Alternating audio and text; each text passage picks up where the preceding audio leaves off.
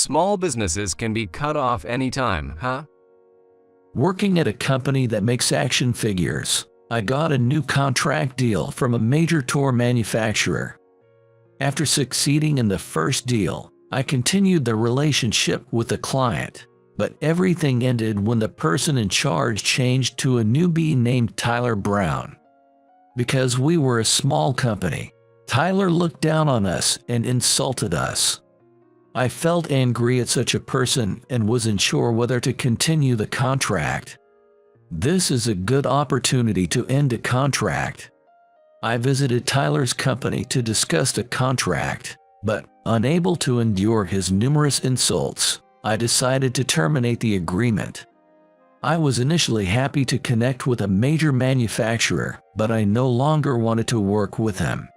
During our contract, a turning point had come for our company. My name is Kevin Moore, 52 years old. I am a creator making toy figures, working in a company with 5 friends making action figures. Our company is not in an office building, but in a rented apartment room, serving as a base for exhibiting products at national fairs. Though small, our company focuses on quality, producing only high-quality items.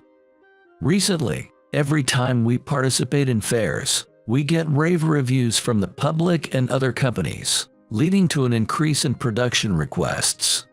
My colleagues and I enjoy working together, making this company a great place for me.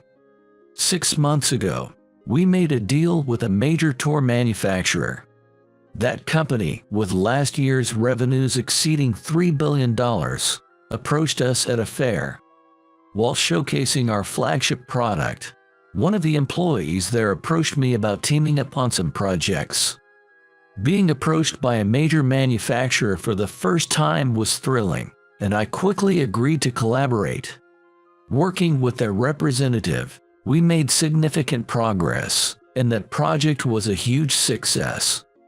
This boosted our sales, and we continued to receive orders, becoming a preferred supplier for them. I never expected a major manufacturer to reach out, and I hoped for a lasting good relationship, but then I received an email from the representative saying he was resigning. From now on, a new employee named Tyler Brown would take over. I felt sad about losing the contact I had grown close to, but was told that Tyler, though a newcomer, had more ambition than his peers.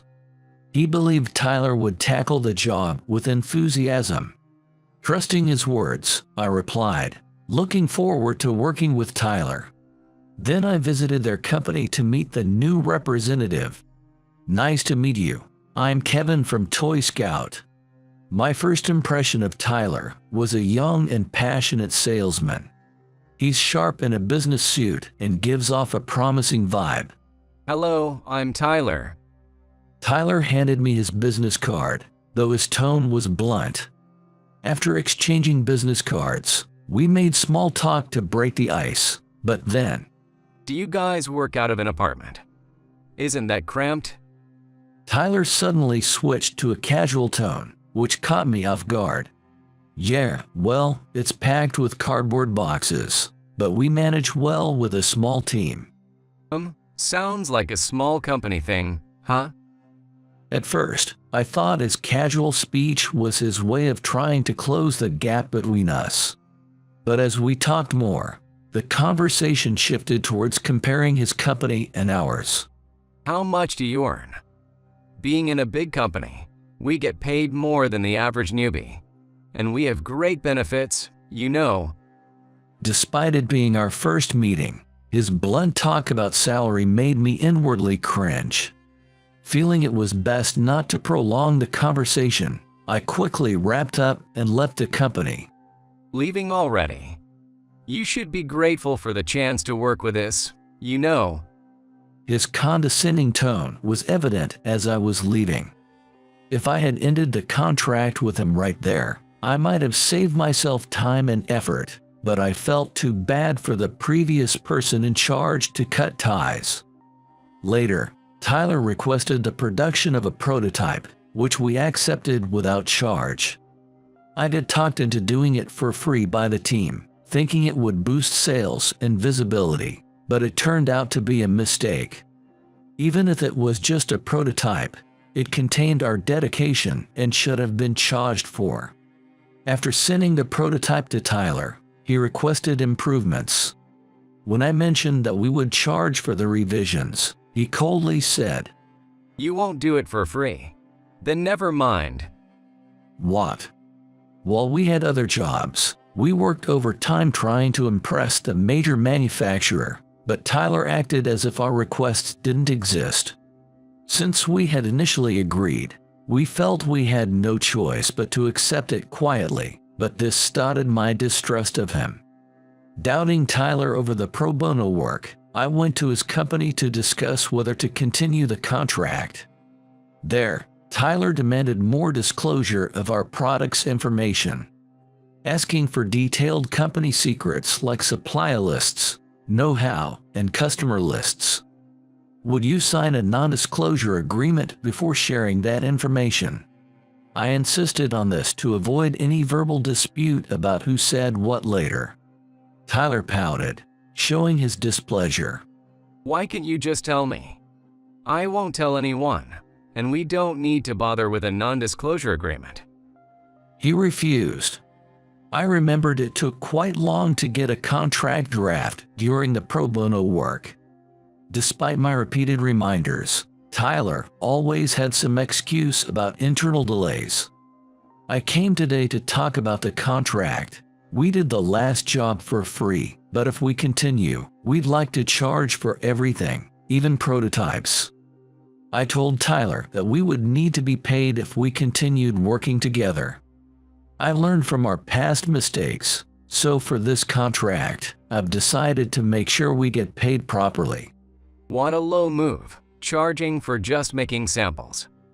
This is why I hate dealing with small-time companies. You don't know your place. Waiting for Tyler's response, I was met with his rant against me. "I wanted to handle your account because the previous guy seemed to enjoy his work, thinking I could easily make a name for myself." I didn't miss Tyler's muttered words. "Wait, you weren't recommended by the former rep." What? When I heard about the resignation, I asked many times to be put in charge. I had assumed that the previous rep trusted Tyler enough to hand over the job. But I was wrong. It turns out Tyler had aggressively volunteered for it. Working with small companies is so uninspiring. Is it okay to say that? Just because you're from a big company doesn't mean you can get away with such insults. Complaining in front of a business partner is utterly unacceptable. I tried to call Tyler out, but he just glared at me, annoyed. "Don't preach to me, you small-timer. Talk big like that, and I might just stop giving you work." Tyler's true colors showed as he scoffed. "Small businesses can be cut off anytime, you know." He hinted at canceling the contract to get us to comply. "If you don't want the contract terminated, then stop dealing with other companies and hand over your information and technology to us." Are you saying you want to monopolize our technology? He seemed intent on ensuring we didn't share our skills or information with others. If he's not willing to show any signs of building a good relationship with us, it means he's just looking to cherry-pick our technology, extract as much information as possible, and then ditch us. You're a small company, right? Getting approached by a big player like us doesn't happen often. It would be wise to just comply with our demands if you want to build your track record. Tyler was using his position at the major manufacturer to intimidate me. If I gave in and handed over our technology, all our hard work would be for nothing, and we'd have to accept it silently. That would make it impossible for me to face my colleagues. No matter the threats, I resolved not to be swayed. If you want to continue doing business with us, please agree to a fair contract. I spoke my mind directly. I figured neither of us wanted any trouble in our dealings. I looked Tyler straight in the eyes, but he just smirked and didn't respond. Impatient, I said. If you're not willing to agree to a fair contract, I want you to delete the information we've disclosed so far. Then, You're naive, you know. I asked for disclose, but it was your responsibility to comply. Therefore, any information you've disclosed is now ours to use as we see fit. You have no right to interfere. Tyler's arrogance was infuriating. Fortunately, we hadn't disclosed all our secret info yet. So, our developed technologies were still safe. To prevent any further exploitation by such a person, I made a decision. This is a good opportunity to end a contract. What? Tyler was taken aback, still smiling. I've realized we're not a good match, Tyler, so let's end this contract and our future dealings. Thank you for everything so far. I greeted to Tyler and left the company. Wait, just a minute. I won't allow you to end the contract. As I passed through the company's entrance, Tyler followed me, panicking. However, if you're not willing to meet our requests, we won't continue. Besides, I've had my concerns about you for a while now. Concerns? Are you saying you have a problem with me? I work for a large corporation, you know. I wondered if Tyler was unaware of his faults, and I laid it out. Talking casually to business partners is unacceptable, and just because you work for a major manufacturer, it doesn't mean you should act superior. Tyler seemed to take offense at my pointing out his manners, furrowing his brow. You think you can talk back just because you're a small business. You might end up regretting losing work. Don't worry about us. We have other clients, and our technology has improved, finally yielding results. What do you mean, yielding results? Just as Tyler was about to press further, an employee who seemed to be his colleague approached us. Tyler looked embarrassed. When the employee asked us if there was a problem, I shared my grievances about Tyler. I actually told Tyler that we're ending the contract, but he tried to stop me, and his way of speaking is a bit off. I gently pointed out his bad manners. The employee immediately apologized, looking distressed. He repeatedly apologized for his lack of guidance, which made me sense his sincerity. Like the previous representative, most employees in this company are probably earnest and honest. It seems that only a few like Tyler cause trouble. In my company, everyone knows each other, making collaboration easy. In contrast, large companies gather various individuals, making it hard to spot the troublemakers. I realized that new employee training in big corporations doesn't always go smoothly. The employee tried to make Tyler apologize, but even with such an attempt, I wouldn't rescind a contract termination. Thank you for everything, Tyler. All right, have a good one.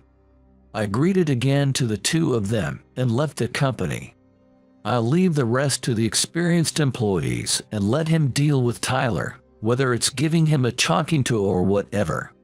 The next day, I was engrossed in creating action figures at my company. Just as we were about to go out to buy lunch, my phone rang. It was Tyler. Given yesterday's events, I was puzzled about what he wanted, but sensing trouble, I ignored the call and went out to get lunch. Even in the afternoon, his persistent calls didn't stop. Determined, I continued to ignore them. After work, while discussing going out for drinks with my colleagues, the company's doorbell rang.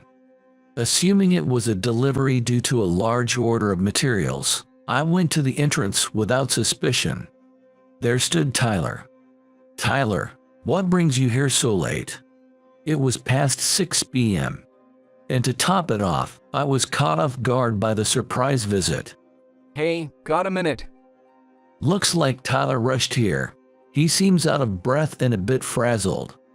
Concerned he might cause a scene because he seemed to be upset about the ignored calls, I led him to the reception area. My colleagues were already aware of the situation with Tyler and were equally surprised by his visit. I sat opposite Tyler, separated by a low table, ready to listen to him. For safety, I had one of my employees, named Alex, stay in the corner of the room. Alex has been my closest friend since college and the one who rallied us to start the company.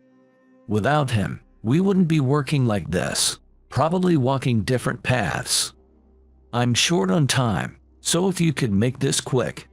As I tentatively spoke, Tyler widened his eyes, showing a desperate look. I heard from my colleague at the company. Did you, behind my back, apply for a patent?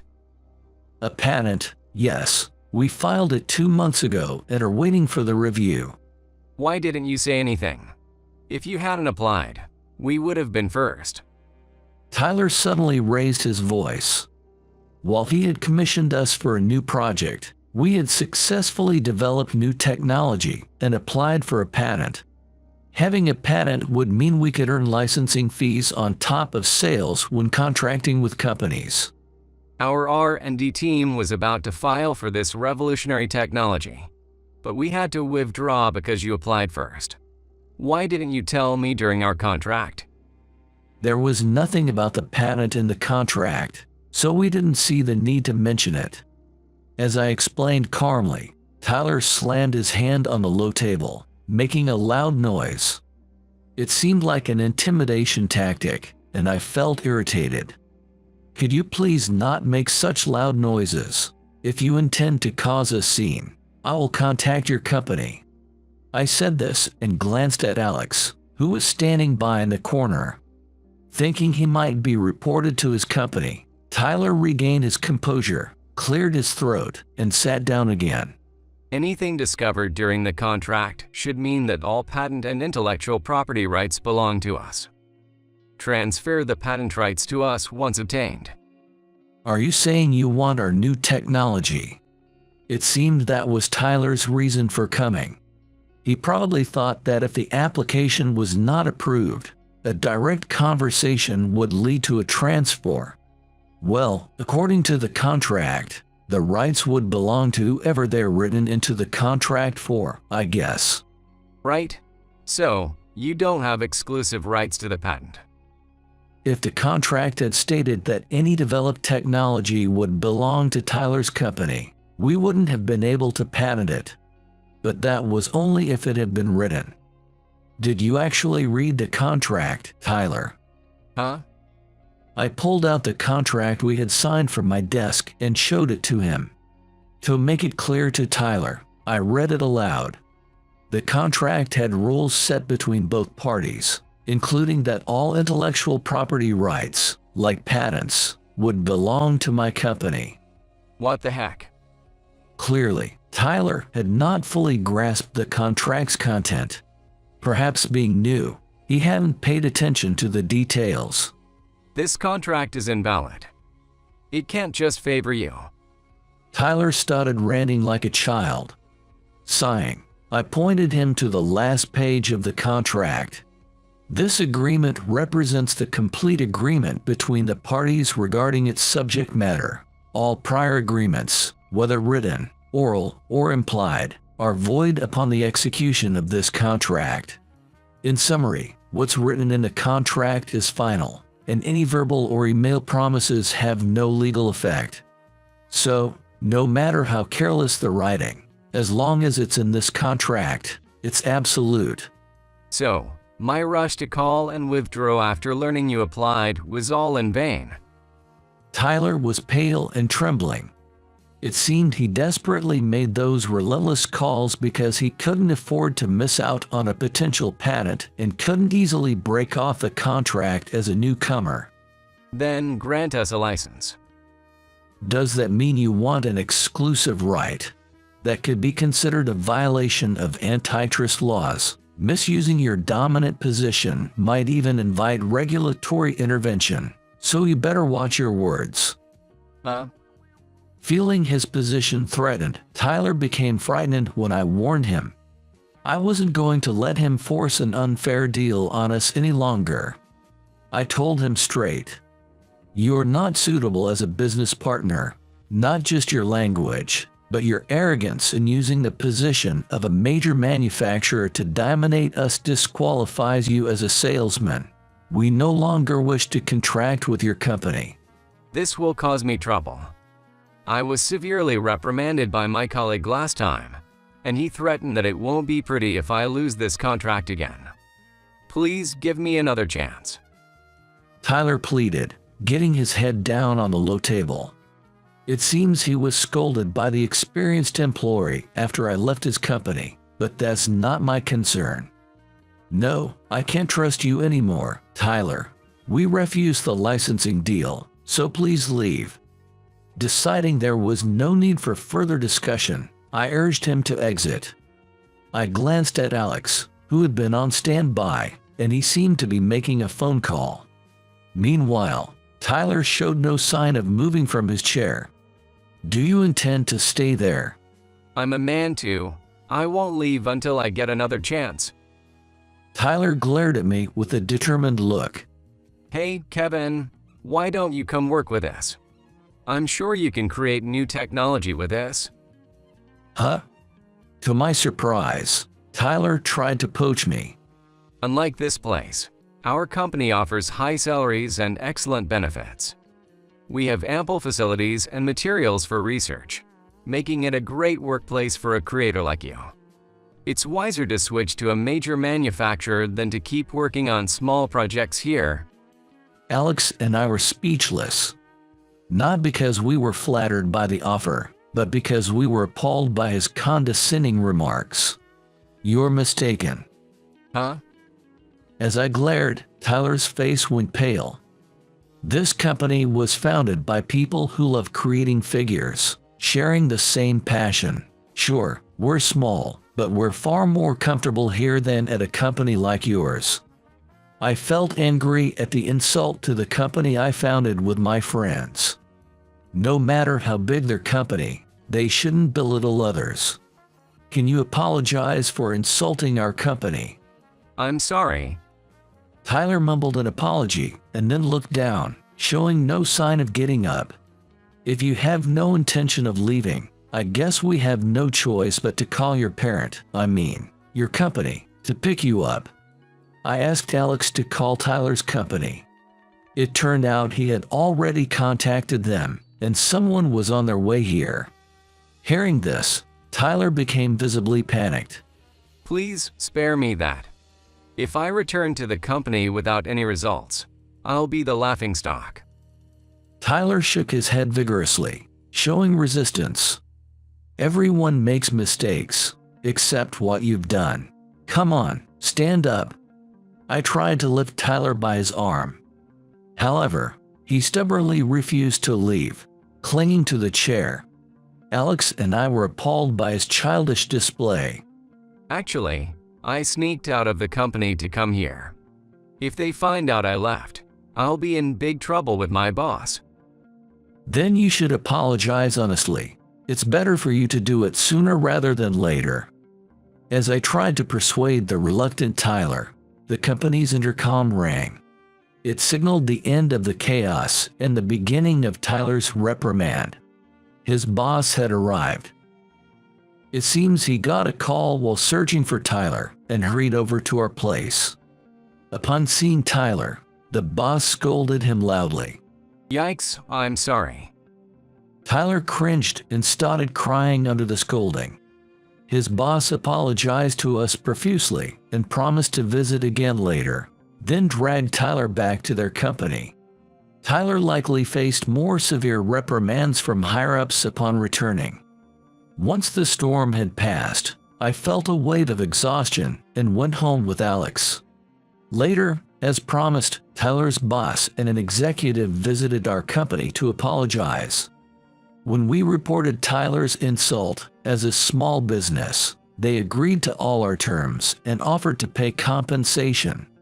I made it clear we would not pursue a licensing agreement going forward, leaving Tyler's fate to them. Concluding our discussion, Tyler became infamous in his company for his major blunder and unauthorized departure during work hours, drawing unwanted attention. And then, His insulting remarks about our company and his arrogant attitude were frowned upon, leading Tyler to end up with a 1-month suspension. During this time, his peers rapidly advanced their skills, growing into competent professionals. After his suspension ended, he was confronted with their success. Tyler, who landed a job at a major manufacturer, was eager to climb the corporate ladder faster than his peers. However, he was outshined by his rivals, which shattered his pride completely. After embarrassing himself once again in front of a client and feeling like he was being judged by his colleagues, he couldn't bear it anymore and decided to resign on his own terms. Once, he called my company. I'm sorry for what happened before. I'm looking for a job. Could I possibly join your team? Tyler explained how he was fired and asked to be employed at our place. But I already knew what kind of person he was. Sorry, but look elsewhere. No matter the apology, I don't want to work with you, Tyler. I chose not to reconcile with Tyler. He continued job hunting but struggled to find employment, compounded by the reason for his resignation. After cutting ties with Tyler, we patented our invention, leading to licensing requests from other company. Wary of past troubles, we approached new offer cautiously. However, the new company was not about dominance but considered our benefits, proving to be a good partner. The contract was fair, not burdening either side, so we moved forward, unchained from the past. Since signing the licensing agreement, our revenue has steadily increased, transitioning us from a micro to a small enterprise. We're expanding our staff and scouting for a larger space than our current apartment to accommodate our growth.